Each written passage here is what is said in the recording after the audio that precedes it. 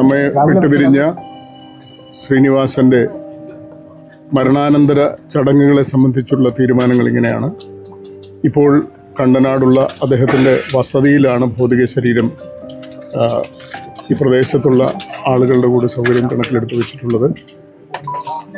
ഉച്ചയ്ക്ക് 1 മണി മുതൽ 3 മണി വരെ എറണാകുളം ടൗൺ ഹാളിൽ ഭൗതിക ശരീരം പൊതുദർശനത്തിന് വയ്ക്കാനാണ് തീരുമാനിച്ചിട്ടുള്ളത്.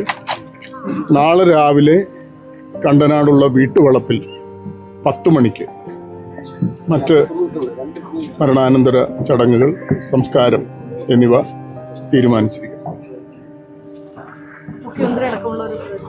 മുഖ്യമന്ത്രി ഇപ്പോൾ വരുമെന്നാണ് അറിയുന്നത്.